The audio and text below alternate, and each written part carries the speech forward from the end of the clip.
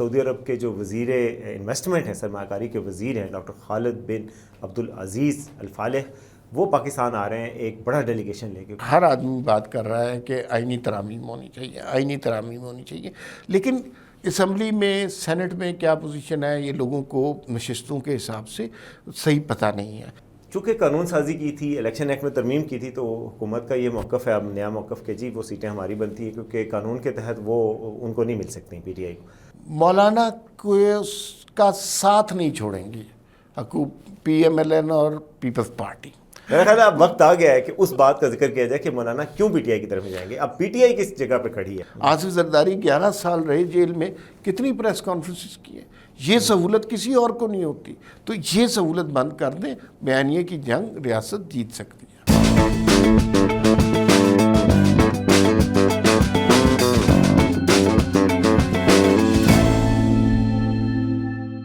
ناظرین السلام علیکم، آج وی ٹاک میں اور وسیم عباسی آپ کے ساتھ کچھ خبریں شیئر کریں گے، لیکن آج ہمارا ارادہ ہے کہ ایک اچھی خبر سے آغاز کرتے ہیں۔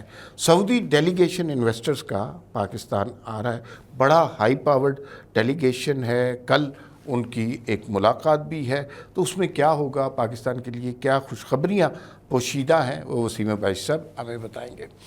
دوسری چیز ہم بات کریں گے کہ ہر جگہ یہ ذکر ہو رہا ہے آئینی ترمیم ہو جائے گی، آئینی ترمیم ہو جائے گی، کیسے ہو جائے گی، اس کے اوپر کم بات ہو رہی ہے۔ نمبر گیم کیا ہے، کیسے کتنے نمبر حکومت کو چاہیے اور کس طرح وہ نمبر پورے ہو سکتے ہیں، اصل صورتحال کیا بنتی ہے، کمی کہاں پر ہے، سینٹ میں کیا پوزیشن ہے، قومی اسمبلی میں کیا پوزیشن ہے، اس پر ہم بات کریں گے۔ اور تیسری خبر وہ بھی بڑی اہم ہے، علی امین گنڈاپور صاحب یہاں سے پشاور چلے گئے، جیسے بھی گئے، اس کے بعد سے پہلی دفعہ تحریک انصاف کے بیانیے کو ایک بڑا دھچکا لگا ہے۔ عمران خان صاحب کی بھی خاموشی ہے، اور عمران صاحب کی خاموشی کے حوالے سے بھی کچھ عجیب و غریب سی افواہیں ہو رہی ہیں۔ تو کیا پہلی دفعہ پی ٹی آئی بیانیے کی جنگ ہار گئی ہے، یا یہ وقتی طور پر کوئی ایک ایسا پاز آیا ہوا ہے، جو فیز آیا ہوا ہے، جو تھوڑے عرصے کے بعد گزر جائے گا؟ ان تین موضوعات پر بات کریں گے۔ سب سے پہلے وسیم بھائی صاحب ہمیں بتائیں گے کہ سعودی ڈیلیگیشن ہمارے لیے کیا خوشخبریاں لے کے آ رہے ہیں۔ جی عمار صاحب، یہ کافی اچھی خبروں کا ہفتہ شروع ہو رہا ہے پاکستان میں۔ آج یہ خبر بھی میں پڑھ رہا تھا کہ جو پاکستان کے ریمیٹنسز ہیں وہ پچھلے سال کے مقابلے میں 29% ان میں اضافہ ہوا ہے، یعنی باہر سے جو آئے ہیں 2 ارب سے زائد ریمیٹنسز صرف سپٹمبر میں آئے ہیں۔ اس کے علاوہ کیپیسٹی چارجز 5 کمپنیوں نے ایگری کیا کہ پاکستان سے کیپیسٹی چارجز لینا بند کر دیں گے اور سود بھی لینا بند کر دیں گے، یہ بھی اچھی خبر ہے۔ اور پھر ایس سی او تو ہو ہی رہی ہے، لیکن جو بہت بڑی خبر آ رہی ہے وہ سعودی عرب سے آ رہی ہے، اور وہ خوشخبری ہے کہ سعودی عرب کے جو وزیر انویسٹمنٹ ہیں، سرمایہ کاری کے وزیر ہیں، ڈاکٹر خالد بن عبدالعزیز الفالح، وہ پاکستان آ رہے ہیں ایک بڑا ڈیلیگیشن لے کے۔ کچھ 100 کے قریب بزنس مین ہیں جو سعودی ارامکو کے سابق چیئرمین بھی ہیں، ان کے سابق وزراء بھی ہیں، بڑی بڑی کمپنیوں کے سربراہان ہیں، وہ پاکستان آئیں گے۔ اور نہ صرف یہ کہ بائیلیٹرل ایگریمنٹس ہوں گے، پاکستان میں سرمایہ کاری کے اعلانات ہوں گے، بلکہ بزنس مینوں کے ساتھ ڈیلز بھی ہوں گی، کوئی اور چیزیں بھی سامنے آ سکتی ہیں۔ اور جو پاکستان کے ذرائع ہیں، جو وزیر خزانہ ہیں، وزیر خزانہ سابق اور اب deputy prime minister Ishaq Dar ہے، ان کی طرف سے کہا جا رہا ہے کہ تقریباً 2 ارب روپے کا حجم ہوگا، جو کہ 2 ارب ڈالر کا 2 ارب ڈالر کا، بے شک 2 ارب ڈالر کا حجم ہوگا۔ ظاہر ہے 2 ارب تو پاکستان نے ایس سی او سمٹ کی تیاری میں خرچ کر دیے، تو وہ حجم ہوگا، اور یہ بہت بڑی ایک اپرچونٹی ہوگی۔ اس کے علاوہ دونوں ممالک کے تعلقات میں بہتری آئے گی، انویسٹمنٹ، ویسے بھی آپ کو پتہ ہے پاکستان کی پالیسی ہے کہ پیسے ادھار مانگنے کے بجائے انویسٹمنٹ مانگے، اور انویسٹمنٹ سے پاکستان میں روزگار بڑھتا ہے اور اپرچونیٹیز بڑھتی ہیں۔ تو یہ بہت اچھی خبر ہے۔ وہ آج شام کو ڈیلیگیشن پاکستان پہنچ جائے گا، 2 دن کا اس کا دورہ ہوگا، اور اس دوران وہ مختلف شعبہ جات میں، جیسے کہ انرجی بھی ہے، ٹورزم بھی ہے، آئی ٹی بھی ہے، ایگریکلچر بھی ہے، فوڈ سیکیورٹی بھی ہے، ان تمام شعبہ جات پر وہ پاکستان کے ساتھ ڈیلز ہوں گی۔ تو یہ انٹرنیشنل محاذ پر ایک بڑی اچھی کامیابی کی خبر ہے، بہت بڑی خوشخبری ہے، اور یہ چیزیں انشاءاللہ ہمیں توقع رکھنی چاہیے کہ یہ ڈیلیگیشن، پہلے بھی بہت ہائی پاورڈ ڈیلیگیشن پاکستان آیا تھا، اور اب چیزیں اللہ کرے گا کہ میٹیریلائز ہوں گی، فارن انویسٹمنٹ پاکستان آئے گی، انویسٹمنٹ بڑھے گی، اکانومی کو بوم حاصل ہوگا، روزگار بڑھے گی، اور باقی سارے انڈیکیٹر بھی امپروو ہوں گے۔ وہ جو ایک بیڈ ڈارک فیز سے پاکستان کی اکانومی گزری ہے، اب اس سے نکل آئیں گے۔ اب آخری دوسرے نمبر پہ ہم نے بات کرنی تھی نمبر گیم کی۔ دیکھیے وسیم صاحب، ہر آدمی بات کر رہا رہا ہے کہ آئینی ترامیم ہونی چاہیے، آئینی ترامیم ہونی چاہیے، لیکن اسمبلی میں سینٹ میں کیا پوزیشن ہے یہ لوگوں کو نشستوں کے حساب سے صحیح پتہ نہیں ہے. اور ترمیم جو ہے وہ ترمیم کا سارا ڈیپینڈ اس پہ کرتا ہے پاس کیسے ہوگی. جب حکومت کے پاس نمبر ہوں گے تو نمبر گیم آپ بات. آج ہمارے رپورٹر بلال عباسی صاحب نے ایک بڑی اچھی رپورٹ کی ہے اور اس کے اندر انہوں نے صاف صاف نمبر لکھ کے دے دیے ہیں، اور اس میں آپ بھی کنٹریبیوٹ کیجئے کہ کہاں کیسے ہو سکتا ہے. لیکن قومی اسمبلی میں لوگوں کو یہ سمجھنی چاہیے کہ 336 نشستیں ہیں ٹوٹل، ساری ملا کے 336 نشستیں ہیں. اب اس میں 2/3 اکثریت کی بات کریں جو کسی بھی ترمیم کو منظور کرنے کے لیے ضروری ہوتی ہیں، تو وہ نشستیں درکار ہیں 224. وہ ووٹ نشستیں نہیں، ووٹ 224 حکومت کے پاس نہیں ہے، 214 ہیں. 10 ووٹ انہیں درکار ہیں. کہاں سے آئیں گے یہ بھی آپ کو بتائیں گے. دوسرا سینٹ کی بھی صورتحال سن لیجیے. سینٹ میں ٹوٹل ووٹ ہیں 96. یہاں پہ اگر آپ 2/3 اکثریت کی بات کریں تو وہ بنتے ہیں 64.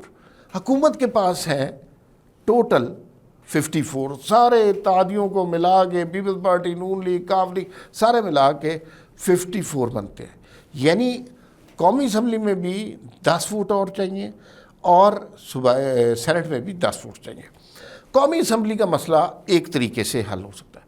فرض کیجئے کہ مخصوص نشستوں کا فیصلہ ہو جاتا ہے تو پھر قومی اسمبلی میں حکومت کی نشستیں 230 ہو جائیں گی خود بخود آٹومیٹک جادو سے اچانک، تو وہ 230 ہو جائیں گی. قومی اسمبلی میں کور ہے حکومت، لیکن اس کے لیے شرط یہ ہے کہ وہ مخصوص نشستوں والا فیصلہ امپلیمنٹ ہو.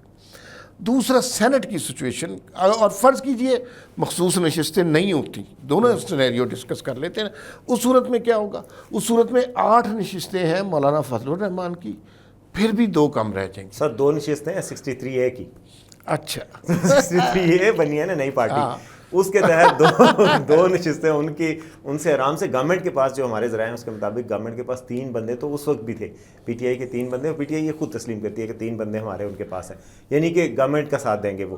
تو 3 بندے پہلے ہی ہیں، 1 بندہ تو ایکسٹرا ہو جائے گا. اب تو یہ زیادہ عیاشی کر سکتے ہیں. لیکن سینٹ کی صورتحال بڑی مشکل ہے. فرض کیجئے کہ سینٹ میں مولانا فضل الرحمان حمایت کا اعلان کر دیتے ہیں، مولانا صاحب کی 5 نشستیں ہیں.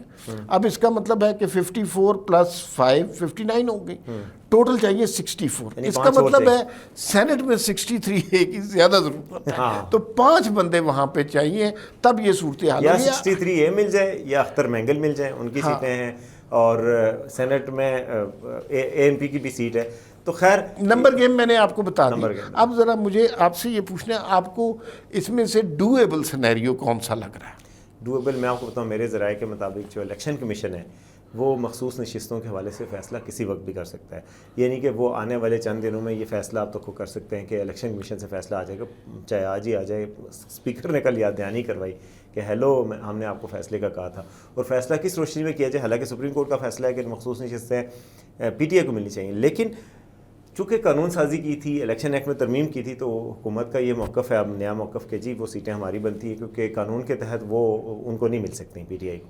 تو اگر الیکشن کمیشن یہ فیصلہ کر لیتا ہے تو قومی اسمبلی سے تو نمبر گیم کا مسئلہ ہی ختم ہے. مولانا صاحب کے پاس دوبارہ کوئی جائے گا بھی نہیں، لیکن سینٹ کے لیے ضرورت جائیں گے تو ضرور، ہاں نہیں جائیں گے وہ.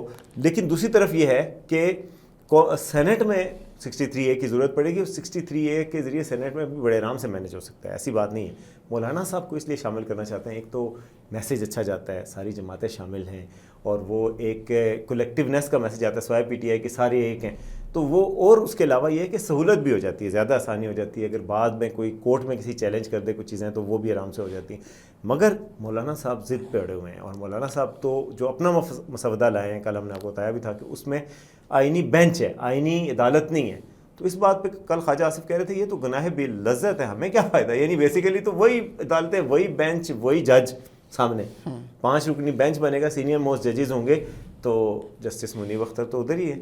اچھا جسٹس منصور بھی ادھر ہی ہے. میرے خیال میں نا دیکھیں، مولانا کو کا ساتھ نہیں چھوڑیں گی PMLN اور پیپلز پارٹی، اس لیے نہیں کہ انہیں مولانا کے نمبرز کی ضرورت ہے، وہ تو ہے ہی، ظاہر ہے انہیں مولانا کے نمبر کی ضرورت ہے، وہ ہوں گے تبھی ہوں گے. اس لیے کہ مولانا نے خود ہمیں بتایا تھا کہ کچھ ان جماعتوں کی ریکوائرمنٹ ہے جو وہ مولانا کے ذریعے منظور کروا رہے ہیں اور وہ خود نہیں کہہ سکتے کیونکہ سیٹ اپ ایسا ہے نا. شہباز شریف صاحب سلوٹ مارنے والے آدمی ہیں تو وہ تو نہیں کہہ سکتے. تو مولانا نے انہیں یہ, بلاول بھٹو نے یہ درخواست کی کہ مولانا یہ ہلکا سا ذرا آپ تڑکا لگا دیں, ہلکا سا ہم پہ زور ڈالیں, ہم پہ زور ڈالیں, ہماری یہ والی چیز نکالیں, ہماری باتیں ہمیں کہیں کہ ہم یہ نکالیں, ہماری باتیں ریجیکٹ کر دیں. تو وہ آج کل یہ والی گیم بھی چل رہی ہے جو کہ اس وجہ. اور دوسری بھی ایک بات ہے کہ مولانا کیوں نہیں جا سکتے, مولانا کے پاس بھی تو گین کرنے کو کچھ نہیں ہے. اگر آپ دیکھیں کہ مولانا کچھ چیزیں منوا کے چلے جاتے ہیں تو ان کو تو فائدہ ہے, یعنی کہ دنیاوی جنت ان کو مل رہی ہے. اگر نہیں جاتے تو کیا ہے آپشن, وہ بھی پی ٹی آئی کی صف میں شامل ہو جائیں جو کہ کہیں کھڑی نہیں ہے. ابھی ہم وہ بھی مولانا کو ووٹ نہیں ملیں گے, ویوز بڑے ملیں گے. ویوز مل سکتے ہیں. میرا خیال ہے اب وقت آ گیا ہے کہ اس بات کا ذکر کیا جائے کہ مولانا کیوں پی ٹی آئی کی طرف جائیں گے. اب پی ٹی آئی کس جگہ پہ کھڑی ہے؟ ہاں, بیانیے کی جنگ. یہ میں آپ کو بتانا چاہتا ہوں کہ بیانیے کی جو جنگ ہے نا, پی ٹی آئی نے ہمیشہ نون لیگ ہو, پیپلز پارٹی ہو, سب کو مات دی. کوئی بڑا سا بڑا issue who, P T I کی اپنی غلطی ہو, بیانیے کی جنگ پہ انہوں نے مار نہیں کھائی. سو مچ سو ان سے غلطیاں ہوئیں, ان سے جرائم ہوئی. میں ہمیشہ مثال دیتا ہوں کہ فواد چودھری صاحب سارا دن جب وزیر تھے کرپشن کے خلاف بولتے رہتے تھے. جب انہوں نے وزارت سے ہٹے تو ان کے پاس وزارت کی گاڑی تھی, تو کسی نے کہا سر یہ اب کرپشن نہیں ہو رہی کہ آپ وزیر نہیں ہیں تو آپ نے اب گاڑی واپس کریں. تو پھر انہوں نے جو جملہ کہا اس سے پتہ چلتا ہے کہ بیانیے کی جنگ, انہوں نے کہا ان چوروں کو, ان ڈاکوؤں کو واپس کر دوں, میں تو نہیں, قومی خزانے کی چیز ہے, میں اپنے پاس, میرے پاس زیادہ محفوظ ہے. تو یہ اس طرح یہ بیانیہ اپنا چلایا کرتے تھے. کبھی شکست نہیں ہوئی, اور ہر جگہ عمران خان چاہے وہ مذہبی ٹچ کر کے, چاہے وہ رقص و موسیقی کی محفل سے جا کے, کہا وہ ایموشنل سی, چاہے فیک نیوز دیکھ کے بیانیے کی جنگ جیتے.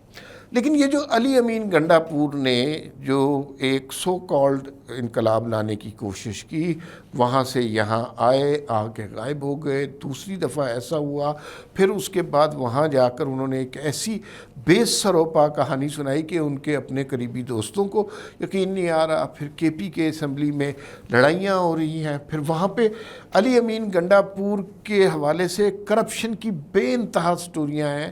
اور جب لوگوں کو یہ پتہ چلا علی امین گنڈا پور کیوں مانے ہیں اس ساری صورتحال پہ, اس لیے نہیں کہ انہیں کچھ کر دیا جائے گا یا اسٹیبلشمنٹ سرنگوں ہو گئی ہے, اس لیے کہ انہیں خطرہ پڑ گیا کہ ان کی چیف منسٹری جائے گی. تو میں ہمیشہ یہ کہتا ہوں کہ پی ٹی آئی کو نہ اسٹیبلشمنٹ توڑ سکی, نہ نون لیگ توڑ سکی, نہ کوئی اور بیانیہ توڑ سکا.